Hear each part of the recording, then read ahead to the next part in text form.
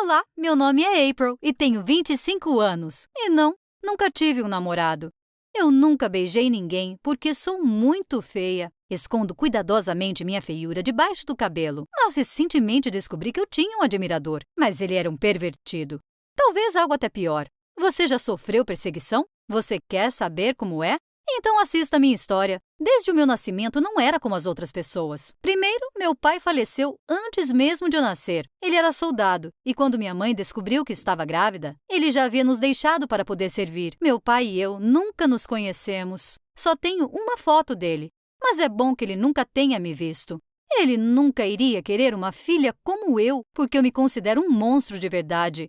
Até os médicos ficaram chocados quando eu nasci. Até sugeriram à minha mãe que me abandonasse. Os médicos projetaram uma imagem da vida que ela teria. Tratamento caro, pessoas aborrecidas e muitos problemas no futuro. Uma vida pior que a de um prisioneiro. Ao invés de bênção, uma sentença de prisão perpétua. Mas minha mãe não deu ouvidos aos médicos. E logo se arrependeu. Eu não passei pelo jardim de infância, foi minha própria mãe que me ensinou. Mas os maiores problemas começaram na escola. Viviam me provocando por causa da minha feiura. Mas eu não era chorona e não queria demonstrar a ninguém o quanto eu ficava magoada. E eu lutava com todos que me ofendiam, cortava-os como o Sub-Zero do Mortal Kombat. Por causa disso, eu era constantemente encaminhada para a sala da diretoria. Mas minha mãe vivia sendo chamada e eu via tudo calada. Eles sempre me faziam sentir culpada, embora eu fosse a que mais sofria. Ninguém me ouvia, apesar de todos terem orelhas. Diferente de mim. Sim, você ouviu direito.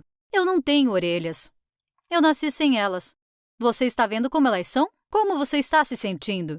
Com nojo? Parece que elas foram cortadas com uma baita tesoura e depois costuradas às pressas. Quem dera! Esta é uma doença mesmo, chamada micrótia. É uma doença congênita e não existe tratamento. Eu tenho o grau mais severo e ausência total de conchas. Mas, curiosamente, eu consigo ouvir tudo muito bem, especialmente os insultos de outras pessoas. E eu escutava muitos deles. Os meninos, principalmente, adoravam inventar apelidos para mim. Cabeça de toco de árvore ou menina panela. Como você pode imaginar, nunca vi uma garota assim. Eu nunca tinha tido um encontro e nem beijado ninguém, nem sequer recebido um cartão de Dia dos Namorados. Em 25 anos! Embora eu tenha um belo corpo, já que pratico muitos esportes. Os caras até subiam quando eu passo por eles. De costas até que eu me saio bem, mas quando eu me viro, todos correm em debandada. Ninguém quer ficar com uma garota feia como eu. Eu entendo, não consigo olhar para mim mesma sem chorar, mas uma vez eu tive um admirador secreto. Esta é uma história muito estranha. E ainda hoje eu tremo só de pensar. Devido à minha aparência, eu não consegui emprego por um longo período de tempo. Me ofereciam para recolher envelopes ou atender chamadas telefônicas, mas em casa, longe das outras pessoas. Eu não queria ser uma espécie de eremita, solitário, sentado. Sonhava em trabalhar como as outras pessoas, em conversar e, quem sabe, um dia até me apaixonar. Eu poderia conhecer um cara que não se importasse com a minha aparência, ou pelo menos com as minhas orelhas. Você conhece um cara assim? Eu nunca conheci, ou melhor, até ter acontecido aquilo. Participei de 52 entrevistas. Mas devido à minha feiura, os potenciais empregadores sempre me rejeitavam. Eu implorava para que me contratassem, mas todos se mostravam indiferentes. Isso até alguns anos atrás, quando conheci o Bill. O Bill era gerente em um café e também colega de sala de aula da minha mãe.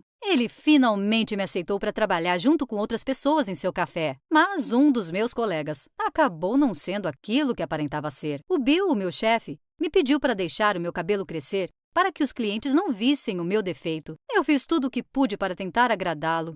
O Bill me tratava de forma muito gentil, até paternal, eu diria. Ele gostava do meu jeitinho discreto e responsável, diferente de todos da equipe. Agora vou apresentá-lo melhor para você. Tente adivinhar quem é o louco. Então vamos fazer uma aposta. Garçom Johnny, tipo esquisitice escandalosa. Ele vivia se estranhando com o gerente, porque ele trazia o bulldog dele para o café. Ele dizia que eles formavam uma dupla do tipo Bonnie e Clyde. Mas cá pra mim, ele queria mesmo era irritar o Bill. E ele não era o único. Na sequência, temos a Sarah, a faxineira. A Sarah nunca lavava o batom dos nossos copos. Os visitantes estavam constantemente insatisfeitos e faziam cada escândalo. O Bill tinha que lidar com isso pessoalmente, tomando a dianteira em discussões rotineiras entre eles que poderiam durar até 2 horas. Mas a mais estranha era a Shelley, a contadora. Todos os dias ela chegava e já desatava a chorar em cima da mesa. Ela levantava as mãos para o céu e fazia orações em voz alta. A papelada está errada, o pó está errado, tem mancha em cima da mesa. Louco, não é? Ela tinha um filho louco também, o Clive. Ele vinha trabalhar com sua mãe e só resmungava. Até o Bill tinha um pouco de medo daquela dupla, mas eu ficava quieta.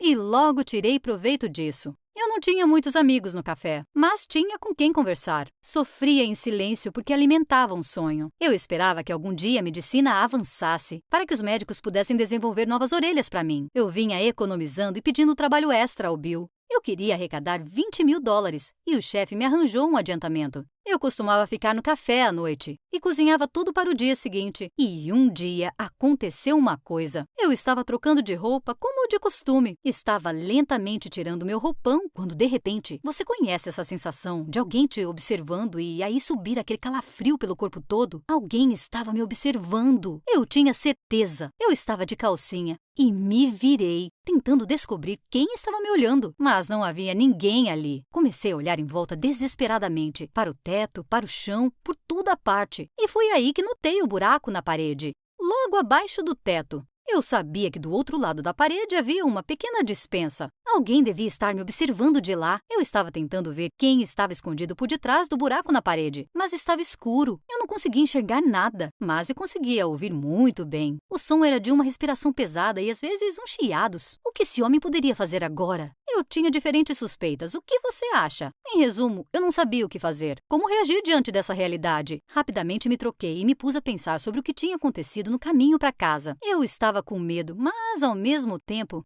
contente. Alguém estava me olhando. Alguém estava interessado em mim.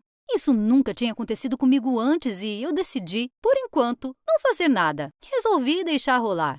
Você me acha estranha? Todas as noites, após o turno da noite, a mesma história se repetia. Ouvia uma respiração intermitente e sentia o olhar de um observador secreto. Comecei a trocar de roupa cada vez mais demoradamente. Para que meu admirador pudesse apreciar a vista, passei a me divertir com aquilo. Pela primeira vez na minha vida, me senti bonita e desejada. Eu era a fruta que alguém queria provar. Comecei a dançar enquanto me trocava, tirando minhas roupas cada vez mais devagar. A respiração por detrás do buraco da parede foi ficando mais pesada. Evidentemente, meu admirador havia gostado. Quem era esse homem? O garçom?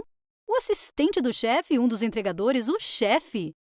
Toda noite eu o imaginava saindo do esconderijo e meu show continuando com ele. Por um lado, eu realmente queria, mas, por outro, tinha medo. Nos meus sonhos, ele era um cara jovem e sexy. Eu estava ansiosa para finalmente encontrá-lo e contarmos um ao outro o que sentimos por tanto tempo. Como eu fui tonta! Eu tinha me decidido. Vou provocá-lo para que ele se acenda e saia do abrigo. Acariciei o meu cabelo, aumentei o volume da música e dancei com mais ousadia. Eu senti que ele tinha gostado. Ele estava quieto, mas sua respiração estava mais arfante do que nunca. Senti seu hálito quente acelerado em mim e não pude mais esperar.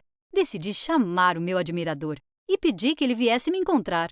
A resposta dele? Silêncio. E nenhum movimento. Eu fiquei com medo de ele estar com medo da minha perseverança. E se ele nunca mais voltasse? Esta foi minha última chance de me sentir amada. Então, atrevidamente, chamei por ele. Mas ainda assim, nada. Ele permaneceu em silêncio e até sua respiração parou.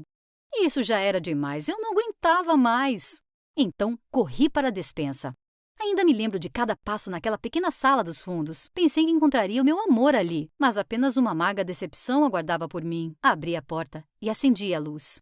Perto do buraco na parede, eu finalmente pude ver o bulldog do Johnny. Você consegue imaginar? O cão estava me observando o tempo todo. Era a respiração dele que eu estava ouvindo, que eu confundia com a respiração apaixonada de um cara. Eu me senti uma absoluta idiota. Nunca havia sentido uma decepção tão avassaladora na minha vida antes. E me odiei por ser tão imbecil. Como eu poderia pensar que alguém poderia gostar de uma pessoa feia como eu?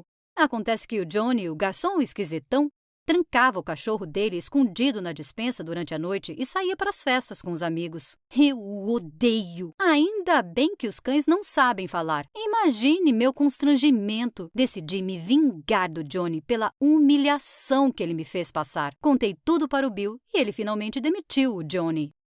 Me senti um pouco melhor depois disso. Mas não por muito tempo, porque ninguém gosta de mim de qualquer maneira. E ninguém nunca vai me amar. A esperança eu deposito nos médicos e na medicina do futuro. Talvez um dia eles consertem essa coisa e me ajudem. Acho que não. Eu sou adulta e sei que não passa de uma ficção. Eu continuo trabalhando no café e ainda estou sozinha. Talvez um de vocês se sinta como eu me sinto, numa solidão absoluta da qual você não pode escapar. Ficaria feliz se alguém gostasse da minha história e quisesse ser meu amigo, ou até mesmo me encontrar. Faça algum comentário, estou ansiosa para ler. Aproveite para deixar um like e se inscreva no canal.